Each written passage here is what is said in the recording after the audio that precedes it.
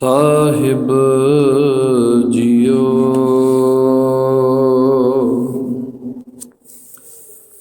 ਹਮ sir ਦੀਨ ਦਇਆਲ ਨਾ ਤੁਮ sir, ਅਬ ਪਤਿਆਰ ਕਿਆ ਕੀਜੈ। ਬਚਨੀ ਤੋਰ ਮੋਰ ਮਨ ਮਾਨੈ, ਜਨ ਕੋ ਪੂਰਨ ਦੀਜੈ। ਹਾਂ ਬਲ ਬਲ ਜਾਉ ਰਮਈਆ ਕਾਰਨੇ, ਕਾਰਨ ਕਵਨ ਅਬੋਲ। ਬਹੁਤ ਜਨਮ ਬਿਸਰੇ ਥੇ ਮਾਧੋ, ਇਹੋ ਜਨਮ ਤੁਮਾਰੇ ਲਿਖੇ।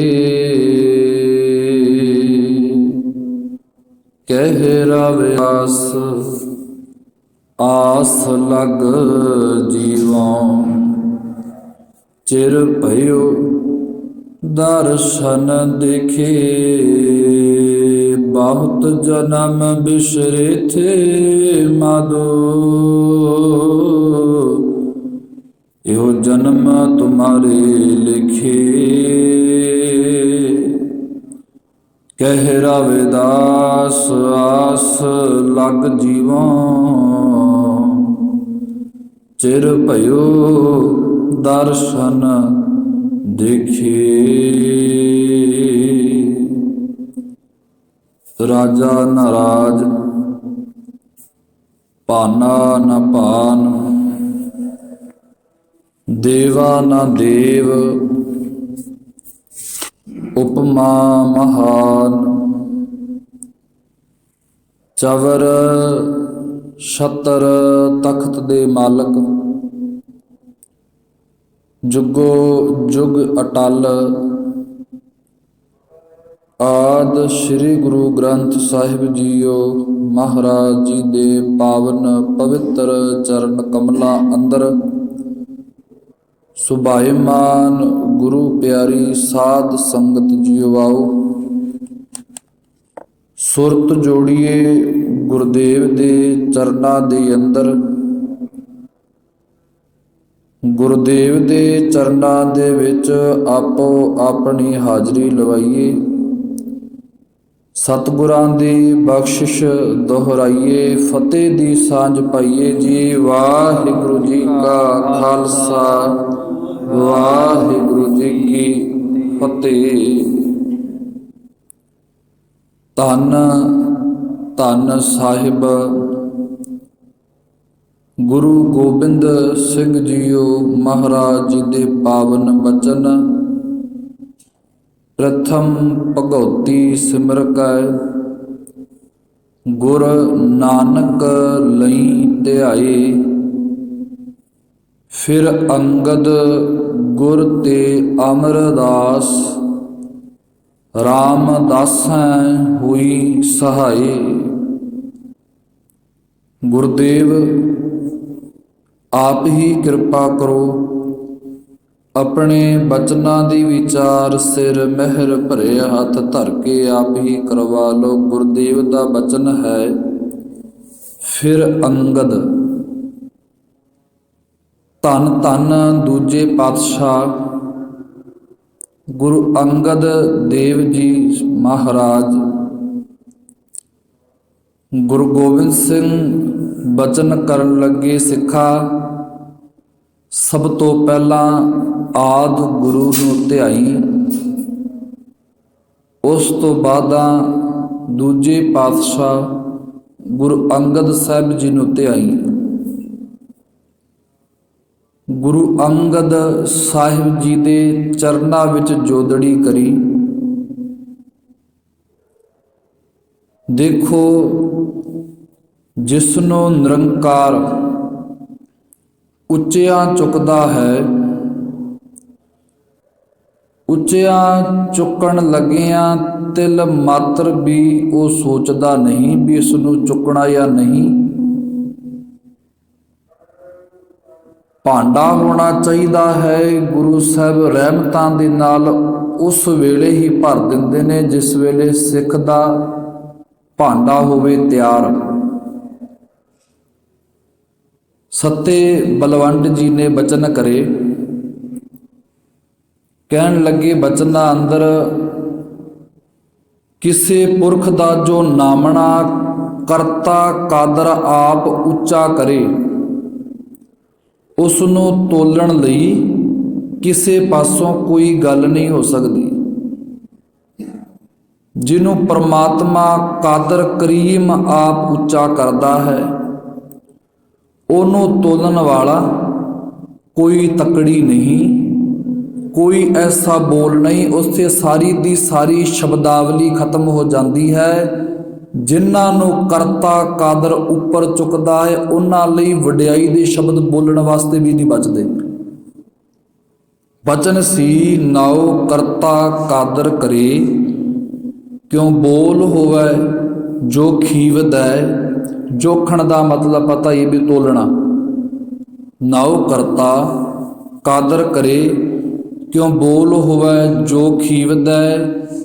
ਧੰਨ ਧੰਨ ਗੁਰੂ ਅੰਗਦ ਸਾਹਿਬ ਜੀ ਮਹਾਰਾਜ, ਜਿਨ੍ਹਾਂ ਗੁਣਾਂ ਨੂੰ ਦੁਨੀਆ ਲੋਚਦੀ ਫਿਰਦੀ ਹੈ। ਬਲਵੰਡ ਜੀ ਕਹਿਣ ਲੱਗੇ ਉਹ ਗੁਣ ਦੇ ਗੁਨਾ ਸਤ ਭੈਣ ਭਰਾਵ ਹੈ। ਪਾਰੰਗਤ ਦਾਨ ਪੜੀਵਦੈ। ਸੰਸਾਰ ਸਮੁੰਦਰ ਤੋਂ ਪਾਰ ਲੰਘਾ ਸਕਣ ਵਾਲੀ ਆਤਮ ਅਵਸਥਾ ਦੀ ਬਖਸ਼ਿਸ਼ ਹਾਸਲ ਕਰਨ ਲਈ ਜੋ ਸੱਤ ਆਦਿਕ ਰੱਬੀ ਗੁਣ ਨੇ, ਲੋਕ ਬੜੇ ਯਤਨ ਕਰਦੇ ਨੇ ਉਹਨਾਂ ਗੁਣਾਂ ਨੂੰ ਲੈਣ ਵਾਸਤੇ। ਪਰ ਧੰਨ ਗੁਰੂ ਅੰਗਦ ਸਾਹਿਬ ਜੀ ਮਹਾਰਾਜ ਸੱਤਾ ਬਲਵੰਡ ਜੀ ਕਹਿਣ ਲੱਗੇ ਆਹ ਗੁਣ ਤੇਰੇ ਨਾਲ ਇਉਂ ਵਸਦੇ ਨੇ ਜਿਵੇਂ ਭੈਣ ਭਰਾ ਹੋਣ। ਦੇ ਗੁਣਾ ਸਤ ਭੈਣ ਭਰਾਵ ਹੈ। ਪਾਰੰਗਤ ਦਾਨ ਪੜੀਵਦੈ। ਤੁਹਾਡੇ ਚਰਨਾਂ ਦੇ ਵਿੱਚ ਇੰਜ ਸੁਭਾਈਮਾਨ ਨੇ ਦੇਵੀ ਗੁਣ ਸੱਚੀਆਂ ਭੈਣਾਂ ਅਤੇ ਵੀਰ ਹਨ। ਉਹਨਾਂ ਦੇ ਰਾਹੀਂ ਮੋਕਸ਼ ਦੀ ਦਾਤ ਪ੍ਰਾਪਤ ਹੁੰਦੀ ਹੈ।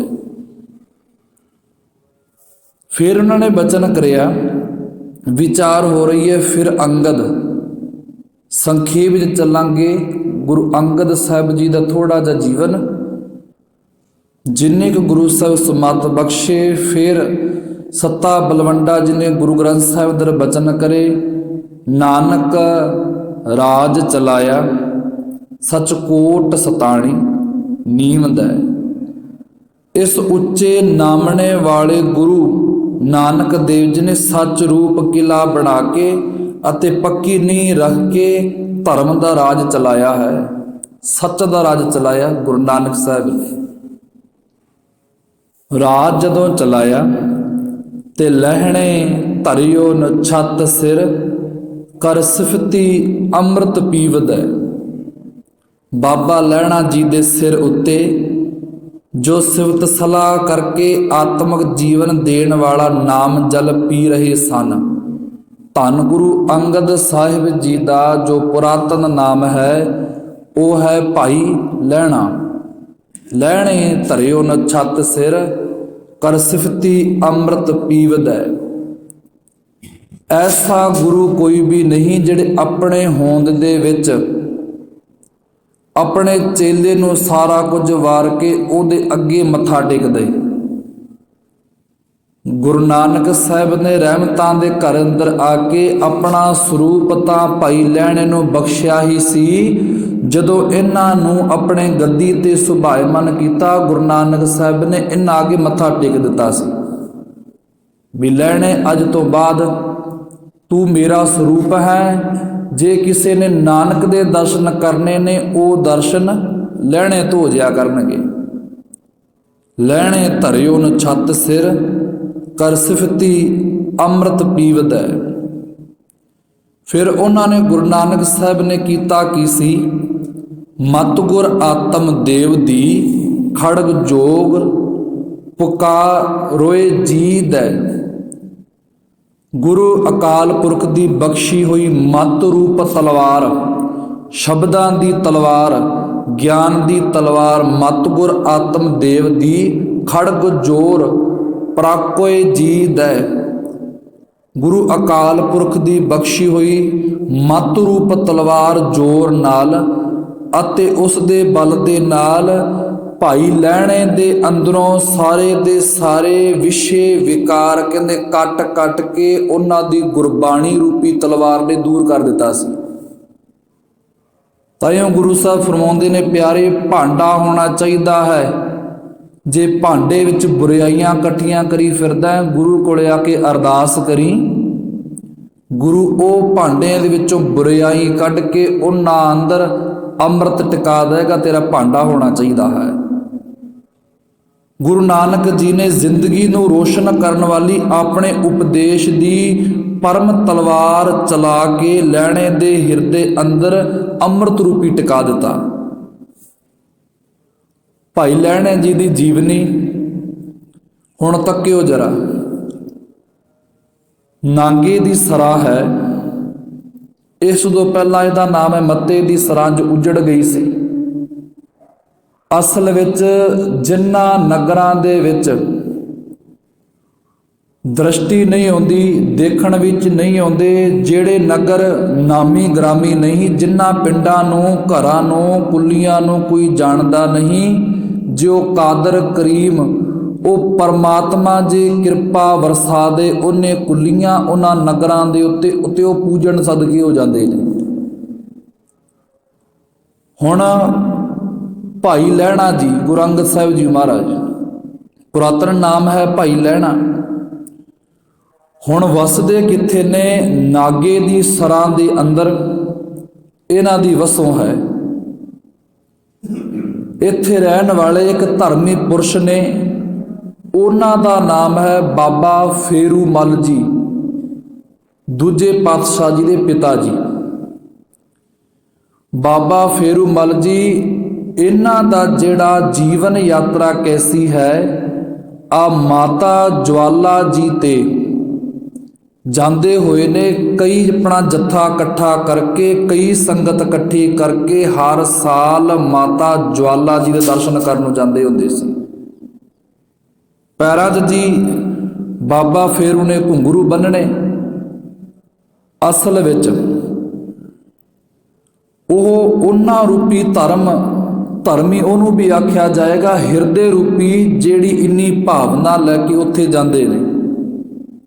ਜਵਾਲਾ ਜੀ ਦੇ ਜਾਂਦੇ ਨੇ ਬਾਬਾ ਫੇਰੂ ਜੀ, ਪੈਰਾਂ 'ਚ ਘੁੰਗਰੂ ਬੰਨ ਕੇ ਮਾਤਾ ਦੀਆਂ ਭੇਟਾਵਾਂ ਗਾਉਂਦੇ ਹੋਏ ਨਾਂਗੇ ਦੀ ਸਰਾਂ ਤੋਂ ਉਹ ਜਾਂਦੇ ਨੇ ਜਵਾਲਾ ਨੂੰ।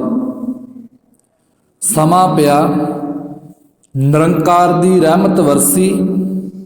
ਸਨ 1504 ਦੇ ਵਿੱਚ ਬਾਬਾ ਫੇਰੂ ਮੱਲ ਜੀ ਦੇ ਗ੍ਰਹਿ ਵਿਖੇ ਆਮਦ ਹੋਈ। ਭਾਈ ਲਹਿਣੇ ਦੀ ਨਾਮ ਰੱਖਿਆ ਗਿਆ, ਭਾਈ ਲਹਿਣਾ। ਸੰਖੇਪ ਵਿੱਚ ਲਈਏ, ਸਮੇਂ ਬੀਤਦੇ ਦੇ ਨਾਲ ਬਾਬਾ ਫੇਰੂ ਜੀ ਆਪਣੇ ਪਰਿਵਾਰ ਨੂੰ ਲੈ ਕੇ ਹਰੀਕੇ ਪੱਤਣ ਦੇ ਨੇੜੇ, ਜੋ ਹਰੀਕੇ ਹੈ, ਇੱਥੇ ਆ ਕੇ ਵਸੋਂ ਕਰ ਲਈ ਹੈ। ਹਰੀਕੇ ਜਦੋਂ ਇਹਨਾਂ ਨੇ ਵਸੋਂ ਕਰੀ, ਬਾਬਾ ਫੇਰੂ ਜੀ ਨੇ ਇੱਕ ਦੁਕਾਨ ਬਣਾਈ, ਜਿਹਦੇ ਨਾਲ ਘਰ ਦਾ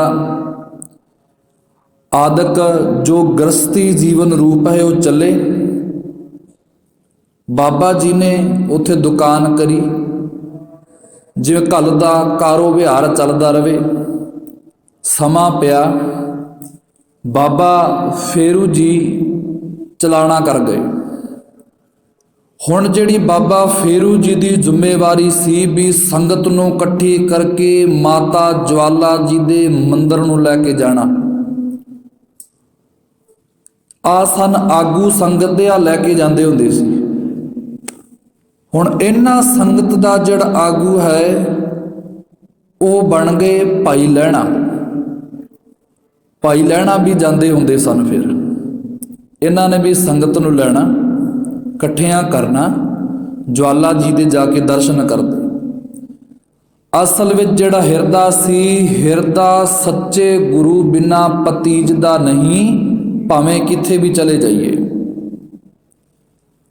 ਸਮਾਂ ਪਿਆ, ਹੁਣ ਖੰਡੂਰ ਸਾਹਿਬ ਵਿੱਚ ਵਸਣ ਵਾਲੇ ਭਾਈ ਦੇਵੀ ਚੰਦ ਦੀ ਪੁੱਤਰੀ ਬੀਬੀ ਖੀਵੀ, ਇਹਨਾਂ ਦੇ ਨਾਲ ਭਾਈ ਲਹਿਣੇ ਜੀ ਦਾ ਵਿਵਾਹ ਹੋ ਗਿਆ।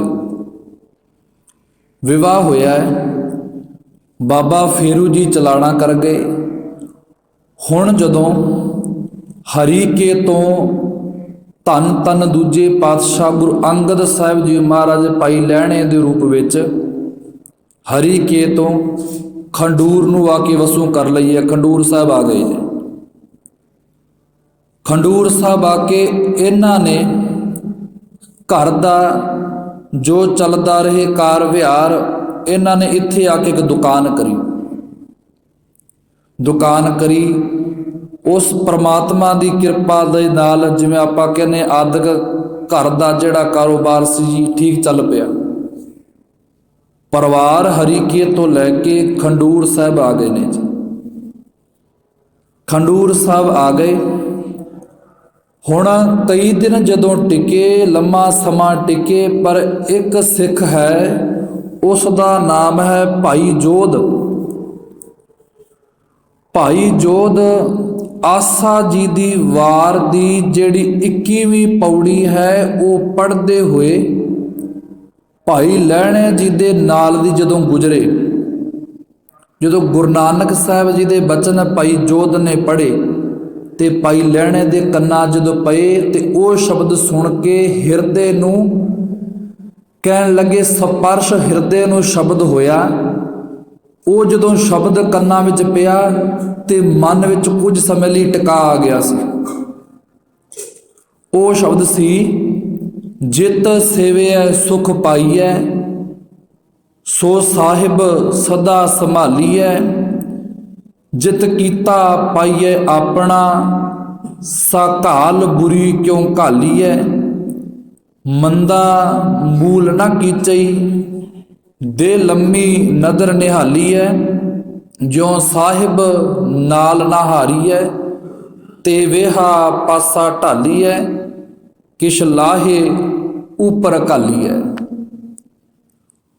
ਹੁਣ ਭਾਈ ਲਹਿਣੇ ਜੀ ਦਾ ਇਧਰੋਂ ਸ਼ਬਦ ਸੁਣਨਾ ਹੋ ਗਿਆ ਤੇ ਭਾਈ ਜੋਧ ਦਾ ਉਧਰੋਂ ਲੰਘਣਾ ਹੋ ਗਿਆ। ਸ਼ਬਦ ਨੂੰ ਪੜ੍ਹ ਕੇ ਸ਼ਬਦ ਕੰਨ ਸਰਵਣੀ ਪਿਆ। ਅਸਲ ਵਿੱਚ ਸ਼ਬਦ ਸੁਣਦੇ ਤਾਂ ਰੋਜ਼ ਹਾਂ, ਪਰ ਜਿਸ ਦਿਨ ਸ਼ਬਦ ਹਿਰਦੇ ਨੂੰ ਸਪਰਸ਼ ਕਰ ਜਾਂਦਾ ਹੈ ਉਸ ਦਿਨ ਇਨਸਾਨ ਦਾ ਜੀਵਨ ਬਦਲ ਕੇ ਰੱਖ ਦਿੰਦਾ ਹੈ। ਸੁਣਦੇ ਰੋਜ਼ ਹਾਂ, ਪਰ ਜਿਸ ਦਿਨ ਹਿਰਦੇ ਨੂੰ ਸਪਰਸ਼ ਕਰਿਆ, ਜਿਸ ਦਿਨ ਉਹ ਨਿਰੰਕਾਰ ਕਾਦਰ ਕਰੀਮ ਰਹਿਮਤਾਂ ਦੇ ਘਰ ਅੰਦਰ ਆ ਕੇ ਤੇਰੇ ਹਿਰਦੇ ਰੂਪੀ ਭਾਂਡੇ ਦੇ ਅੰਦਰ ਆ ਸ਼ਬਦ ਨੂੰ ਟਿਕਾ ਦਿੰਦਾ ਹੈ, ਅਸਲ ਵਿੱਚ ਬੰਦੇ ਦਾ ਜੀਵਨ ਬਦਲਦਾ ਹੀ ਉਦੋਂ ਹੈ। ਸ਼ਬਦ ਰੋਜ਼ ਸੁਣਦਾ ਹੈ। ਹੁਣ ਜਦੋਂ ਸ਼ਬਦ ਸੁਣਿਆ, ਭਾਈ ਲਹਿਣੇ ਜੀ ਨੇ ਰੋਕਿਆ। ਕਹਿਣ ਲੱਗੇ, ਭਾਈ ਰੋਕੋ ਕੌਣ ਹੈ? ਤੋ ਦੱਸਣ ਲੱਗਿਆ, ਮੇਰਾ ਨਾਮ ਹੈ ਜੋਧ ਤੇ ਮੈਂ ਗੁਰੂ ਨਾਨਕ ਸਾਹਿਬ ਦਾ ਸਿੱਖ ਹਾਂ। ਉਹ ਕਹਿਣ ਲੱਗਾ, ਜਿਹੜਾ ਤੂੰ ਸ਼ਬਦ ਪੜ੍ਹ ਰਿਹਾ ਸ਼ਬਦ ਕਿਹਦਾ ਹੈ? ਉਹਨੇ ਬਚਨ ਕੀਤਾ ਕਿ ਜਿਹੜਾ ਸ਼ਬਦ ਹੈ ਆ ਹੈ ਗੁਰੂ ਨਾਨਕ ਸਾਹਿਬ ਦਾ। ਕਹਿਣ ਲੱਗੇ, ਆ ਸ਼ਬਦ ਦੇ ਮੈਨੂੰ ਅਰਥ ਤਾਂ ਸੁਣਾ ਜਰਾ। ਹੁਣ ਦੇਖਿਓ ਉਹਦੀ ਭਾਵਨਾ ਜਰਾ ਤੱਕਿਓ। ਜੇ ਆਪਾਂ ਕਹਿ ਦਈਏ ਜੀ ਉਹ ਦੇਵੀ ਦੇ ਦਰਸ਼ਨ ਕਰਨ ਜਾਂਦੇ ਸੀ, ਵੀ ਇਹ ਸ਼ਬਦ ਨਾਲ ਉਹ ਜੁੜ ਨਹੀਂ ਸਕਦੀ, ਆ ਹੋਰ ਦੀਆਂ ਗੱਲਾਂ ਨੇ ਜੀ। ਭਾਵਨਾ ਅੰਦਰੋਂ ਹੋਵੇ, ਭਾਂਡਾ ਹੋਵੇ, ਵਾਰ-ਵਾਰ ਬੇਨਤੀ ਹੈ ਭਾਂਡਾ ਹੋਵੇ, ਸ਼ਬਦ ਟਿਕਾਉਣ ਲੱਗੇ ਗੁਰੂ ਸਾਹਿਬ ਦੇਰੀ ਜਮ੍ਹਾਂ ਨਹੀਂ ਕਰਦੇ। ਫਿਰ ਉਹਨਾਂ ਨੇ ਜਦੋਂ ਸ਼ਬਦ ਪੜ੍ਹਿਆ, ਹੁਣ ਇਧਰੋਂ ਆ ਸ਼ਬਦ ਪੜ੍ਹਦਾ ਜਾਂਦਾ ਹੈ ਤੇ ਭਾਈ ਲਹਿਣੇ ਦਾ ਜੀਵਨ ਬਦਲਦਾ ਜਾਂਦਾ ਹੈ। ਸ਼ਬਦ ਹੈ, ਜਿਤ ਸੇਵਿਐ ਸੁਖ ਪਾਈਐ। ਭਾਈ ਲਹਿਣਾ ਕਹਿਣ ਲੱਗੇ, ਭਾਈ ਜੋਧ ਮੈਨੂੰ ਇਹਦੇ ਅਰਥ ਵੀ ਨਾਲ ਦੀ ਨਾਲ ਦੱਸ। ਅਰਥ ਬੜੇ ਪਿਆਰੇ ਨੇ। ਕਹਿਣ ਲੱਗੇ, ਜਿਤ ਸੇਵਿਐ ਸੁਖ ਪਾਈਐ, ਸੋ ਸਾਹਿਬ ਸਦਾ ਸੰਭਾਲੀਐ। ਕਹਿਣ ਲੱਗੇ, ਭਾਈ ਲਹਿਣਾ, ਜਿਸ ਮਾਲਕ ਦਾ ਸਿਮਰਨ ਕੀਤਿਆਂ ਸੁਖ ਮਿਲਦਾ ਹੈ, ਉਸ ਮਾਲਕ ਨੂੰ ਸਦਾ ਹੀ ਯਾਦ ਰੱਖਣਾ ਚਾਹੀਦਾ, ਕਦੇ ਭੁੱਲਣਾ ਨਹੀਂ ਚਾਹੀਦਾ। ਜਿਤ ਸੇਵਿਐ ਸੁਖ ਪਾਈਐ, ਸੋ ਸਾਹਿਬ ਸਦਾ ਸੰਭਾਲੀਐ। ਉਹ ਕਹਿੰਦੇ, ਭਾਈ ਜੋਧ ਸਾਰੀ ਦੀ ਸਾਰੀ ਜੋ ਤੂੰ ਸ਼ਬਦ ਪੜ੍ਹੇ ਨੇ, ਇਹ ਸਾਰੇ ਦੇ ਸਾਰੀ ਦੀ ਮੈਨੂੰ ਵਿਚਾਰ ਦੱਸ, ਵਿਆਖਿਆ ਕਰ। ਤੇ ਭਾਈ ਜੋਧ ਨੇ ਅਗਲੀ ਜੋ ਵਿਆਖਿਆ ਕੀਤੀ, ਕਹਿਣ ਲੱਗੇ, ਜਿਤ ਕੀਤਾ ਪਾਈਏ ਆਪਣਾ, ਸਾ ਘਾਲ ਬੁਰੀ ਕਿਉਂ ਘਾਲੀ ਹੈ। ਜਦੋਂ ਮਨੁੱਖ ਨੇ ਆਪਣੇ ਕੀਤੇ ਦਾ ਫਲ ਆਪ ਭੋਗਣਾ ਹੈ ਤਾਂ ਫਿਰ ਕੋਈ ਮਾੜੀ ਕਮਾਈ ਨਹੀਂ ਕਰਨੀ ਚਾਹੀਦੀ ਜਿਸ ਦਾ ਮਾੜਾ ਫਲ ਭੋਗਣਾ ਪਏ। ਪਤਾ ਸਾਰਿਆਂ ਨੂੰ ਵੀ ਸਾਡੀ ਕੀਤੀ ਕਰਨੀ ਦਾ ਫਲ ਸਾਨੂੰ ਭੁਗਤਣਾ ਪਏਗਾ। ਤੇ ਕਹਿਣ ਲੱਗੇ ਭਾਈ ਜੋਧ, ਜਦੋਂ ਪਤਾ ਹੀ ਹੈ ਸਾਡੀ ਕਰਨੀ ਦਾ ਫਲ ਸਾਨੂੰ ਭੁਗਤਣਾ ਹੈ, ਹੁਣ ਭੁਗਤ ਲਵਾਂਗੇ ਜਾਂ 4 ਸਾਲਾਂ ਨੂੰ ਭੁਗਤ ਲਵਾਂਗੇ, ਅਗਲਾ ਦਰਬਾਰ ਤਾਂ ਹੈ ਹੀ ਹੈ। ਤੇ ਹੁਣ ਵੀ ਤੂੰ ਖੈਰ ਮਨਾ, ਜਰਾ ਤੇਰਾ ਬਣਦਾ ਕੀ ਹੈ, ਤੂੰ ਬਚ ਕੇ ਚੱਲ। ਜਦ ਕੀਤਾ ਪਾਈਏ ਆਪਣਾ, ਜਦੋਂ ਆਪਣਾ ਕੀਤਾ ਹੋਇਆ ਫਲ ਕਰਮ ਦਾ ਆਪ ਹੀ ਪਾਉਣਾ ਹੈ, ਸੋ ਘਾਲ ਬੁਰੀ ਕਿਉਂ ਘਾਲੀ, ਉਹ ਮੰਦਾ ਕਰਮ ਕਰਾਂ ਹੀ ਕਿਉਂ। ਫਿਰ ਉਹਨਾਂ ਨੇ ਕਿਹਾ, ਭਾਈ ਲਹਿਣਾ ਜੀ ਤੀਜੀ ਪੰਕਤੀ ਹੈ, ਮੰਦਾ ਮੂਲ ਨਾ ਕੀਚਈ, ਦੇ ਲੰਮੀ ਨਦਰ ਨਿਹਾਲੀ ਹੈ। ਮਾੜਾ ਕੰਮ ਭੁੱਲ ਕੇ ਵੀ ਨਾ ਕਰੀ, ਡੂੰਗੀ ਵਿਚਾਰ ਨਾਲ ਸੋਚੀ, ਲੰਮੀ ਨਦਰ ਲੰਮੀ ਨਿਗਾਹ ਮਾਰ ਕੇ ਦੇਖੀ। ਜਦੋਂ ਕੋਈ ਵੀ ਆਪਾਂ ਕੰਮ ਕਰਦੇ ਹਾਂ ਆਪਾਂ ਸੋਚਦੇ ਹਾਂ ਵੀ ਥੋੜਾ ਲੰਮਾ ਸੋਚ ਲਈਏ, ਥੋੜਾ ਉੱਚਾ ਸੋਚ ਲਈਏ ਵੀ ਜੋ ਆਪਾਂ ਕਰ ਰਹੇ ਹਾਂ ਕਿਤੇ ਸਹੀ ਗਲਤ ਚੰਗਾ ਫੈਸਲਾ ਤਾਂ ਹੋ ਜੇ। ਅਸਲ ਵਿੱਚ ਇਨਸਾਨ ਜਦੋਂ ਚੰਗਾ ਕੰਮ ਕਰੇਗਾ ਵੀ ਅੱਜ ਜਾਂ ਉਹਨੇ ਅੰਮ੍ਰਿਤ ਛਕਣਾ ਹੈ ਜਾਂ ਸੰਗਤ ਕਰਨੀ ਹੈ ਜਾਂ ਗੁਰੂ ਗ੍ਰੰਥ ਸਾਹਿਬ ਦਾ ਘਰੇ ਪ੍ਰਕਾਸ਼ ਕਰਾਉਣਾ ਹੈ, ਉਹਦੀ ਵਿਚਾਰ ਅਤੇ ਉਹਦੀ ਜਿਹੜੀ ਰਾਏ ਲੈਣੀ ਹੈ ਉਹ ਆਪਾਂ ਕਈਆਂ ਤੋਂ ਲੈਂਦੇ ਹਾਂ ਵੀ ਆਹ ਕੰਮ ਕਰੀਏ ਜਾਂ ਨਾ, ਵੀ ਆਹ ਗੁਰਬਾਣੀ ਵਾਲਾ ਘਰੇ ਪਾਠ ਕਰਵਾਈਏ ਜਾਂ ਨਾ, ਜਾਂ ਅਸੀਂ ਕਿੱਥੇ ਜਾ ਕੇ ਦਰਸ਼ਨ ਕਰੀਏ ਜਾਂ ਅੰਮ੍ਰਿਤ ਛਕੀਏ ਕਿ ਨਾ, ਜਾਂ ਪੁੰਨਦਾਨ ਕਰੀਏ ਕਿ ਨਾ। ਇਸ ਬਾਰੇ ਆਪਾਂ ਹਜ਼ਾਰਾਂ ਤੋਂ ਰਹਿ ਲੈਂਦੇ ਹਾਂ, ਪਰ ਜਿਸ ਦਿਨ ਮੰਦੜਾ ਕਰਮ ਕਰਨਾ ਹੁੰਦਾ ਹੈ ਉਹ ਦਿਨ ਦੇਰੀ ਕੋਈ ਨਹੀਂ, ਨਾ ਹੀ ਕੋਈ ਵਿਚਾਰ ਕਰਦੇ। ਅਸਲ ਵਿੱਚ ਵਿਚਾਰ ਉਦੋਂ ਕਰਨੀ ਚਾਹੀਦੀ ਹੈ ਜਦੋਂ ਮਨ ਨੂੰ ਲੱਗਿਆ ਜਿਵੇਂ ਮਾੜਾ ਕਰ ਰਿਹਾ, ਵੀ ਚੌਹਾਂ ਨੂੰ ਬਿਠਾ ਕੇ ਵਿਚਾਰ ਤਾਂ ਕਰਾਂ ਵੀ ਇਹਦਾ ਫਲ ਕੀ ਹੋਏਗਾ। ਗੁਰੂ ਨਾਨਕ ਸਾਹਿਬ ਕਹਿਣ ਲੱਗੇ ਇਸ ਗੱਲ ਤੇ ਹੀ ਇਨਸਾਨ ਪਿਛਾਂਹ ਰਹਿ ਜਾਂਦਾ ਹੈ ਜਦੋਂ ਉਹ ਮੰਦਾ ਕਰਮ ਕਰਨ ਲੱਗੇ ਤਿਲ ਮਾਤਰ ਵੀ ਨਹੀਂ ਸੋਚਦਾ, ਤੇ ਚੰਗਾ ਧਰਮ ਕਮਾਉਣ ਵਾਲਾ ਜਦੋਂ ਹੁੰਦਾ ਹੈ ਉਦੋਂ ਹਜ਼ਾਰਾਂ ਤੋਂ ਰਹਿ ਪਿਆ ਲੈਂਦਾ ਹੈ। ਕਹਿਣ ਲੱਗੇ ਮੰਦਾ ਮੂਲ ਨਾ ਕੀਚਈ, ਦੇ ਲੰਮੀ ਨਦਰ ਨਿਹਾਲੀ ਹੈ। ਕਹਿਣ ਲੱਗੇ ਨਵੀਂ ਲੰਮੀ ਨਿਗਾਹ ਕਰਕੇ ਸੋਚਣਾ ਚਾਹੀਦਾ ਮੰਦਾ ਕਰਮ ਕਰਨ ਲੱਗੇ। ਮਾੜਾ ਕੰਮ ਭੁੱਲ ਕੇ ਵੀ ਨਾ ਕਰੀਏ, ਡੂੰਗੀ ਵਿਚਾਰ ਵੱਲ ਹੀ ਨਜ਼ਰ ਮਾਰ ਕੇ ਜਰਾ ਤੱਕੀਏ ਤਾਂ ਸਹੀ ਕਿ ਇਸ ਮਾੜੇ ਕੰਮ ਦਾ ਆਖਰ ਸਿੱਟਾ ਕੀ ਨਿਕਲੇਗਾ। ਅਗਲੇ ਬਚਨ ਵਿੱਚ ਕਿਹਾ, ਜੋ ਸਾਹਿਬ ਨਾਲ ਨਾ ਹਾਰੀਐ ਤੇਵੇ ਹਾ ਪਾਸਾ ਢਾਲੀ ਹੈ। ਕੋਈ ਇਹੋ ਜਿਹਾ ਉਦਮ ਕਰਨਾ ਚਾਹੀਦਾ ਹੈ ਜਿਸ ਕਰਕੇ ਪ੍ਰਭੂ ਖਸਮੋਂ ਨਾਲ ਬੰਦੇ ਦੀ ਪ੍ਰੀਤ ਕਦੇ ਨਾ ਟੁੱਟੇ। ਅਸਲ ਵਿੱਚ ਮਨ ਵਿੱਚ ਸਦਾ ਹੀ ਪਤਨੀ ਜੋੜ ਕੇ ਰੱਖੇ ਵੀ ਮੈਂ ਐਸਾ ਕੰਮ ਕਦੇ ਨਾ ਕਰਾਂ ਜੋ ਆਪਣੇ ਪਤੀ ਤੋਂ ਟੁੱਟ ਜਾਵਾਂ।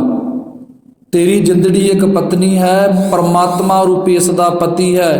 ਕਹਿਣ ਲੱਗੇ ਗੁਰੂ ਨਾਨਕ ਸਾਹਿਬ ਪਤਨੀ ਰੂਪੀ ਮੇਰੀ ਜ਼ਿੰਦੜੀ ਹੈ, ਐਸਾ ਕੰਮ ਕਦੇ ਨਾ ਕਰੀ ਜੋ ਪਰਮਾਤਮਾ ਨਾਲ ਤੇਰੀ ਪ੍ਰੀਤ ਟੁੱਟ ਜਾਏ। ਕਿਛ ਲਾਹੇ ਉੱਪਰ ਘਾਲੀ ਹੈ। ਤੇ ਜਦੋਂ ਅਖੀਰਲਾ ਬਚਨ ਕਰਿਆ ਨਾ, ਭਾਈ ਲਹਿਣਾ ਜੀ ਬਿਲਕੁਲ ਹੀ ਕੀਲੇ ਗਏ ਸਨ। ਜਦੋਂ ਕਿਹਾ ਕਿਛ ਲਾਹੇ ਉੱਪਰ ਘਾਲੀ ਹੈ, ਮਨੁੱਖ ਜਨਮ ਪਾ ਕੇ ਕੋਈ ਨਫੇ ਵਾਲੀ ਘਾਲ ਕਮਾਈ ਕਰਨੀ ਚਾਹੀਦੀ ਹੈ, ਨਫੇ ਵਾਲੀ ਕਮਾਈ ਕਰ। ਇੱਧਰ ਕੋਲ ਭਾਈ ਲਹਿਣਾ ਜੀ ਦੁਕਾਨਦਾਰ ਸਨ, ਦੁਕਾਨ ਸੀ ਇਹਨਾਂ ਦੀ। ਜਦੋਂ ਆਹ ਸ਼ਬਦ ਸੁਣਿਆ ਵੀ ਕਿਛ ਲਾਹੇ ਵਾਲੀ ਕਮਾਈ ਕਰ, ਕਿਛ ਲਾਹੇ ਉੱਪਰ ਘਾਲੀ ਹੈ, ਭਾਈ ਜੋਧ ਉੱਥੋਂ ਤਾਂ ਵਿਦਾ ਹੋ ਗਏ, ਅੱਗਾਂ ਨੂੰ ਚਲੇ ਗਏ। ਜਦੋਂ ਵਾਪਸ ਮੁੜ ਕੇ ਆਪਣੇ ਦੁਕਾਨ ਵਿੱਚ ਆ ਕੇ ਸੁਭਾਏਮਨ ਹੋਏ, ਭਾਈ ਲਹਿਣਾ ਜੀ ਉਹੀ ਸ਼ਬਦ ਇਹਨਾਂ ਦੇ ਹਿਰਦੇ ਅੰਦਰ ਚੱਲ ਰਿਹਾ ਸੀ ਜਿਹੜਾ ਸ਼ਬਦ ਭਾਈ ਜੋਧ ਦੱਸ ਕੇ ਗਿਆ ਹੋਇਆ ਸੀ। ਬਾਕੀ ਇੱਥੋਂ ਤੱਕ ਜੀ ਬੇਨਤੀਆਂ ਪ੍ਰਵਾਨ ਕਰਨੀਆਂ। ਗੁਰੂ ਨਾਨਕ ਸਾਹਿਬ ਫਿਰ ਰਹਿਮਤਾਂ ਦੇ ਘਰ ਅੰਦਰ ਆ ਕੇ ਅੰਮ੍ਰਿਤ ਵੇਲੇ ਫਿਰ ਦਾਤ ਬਖਸ਼ੇ।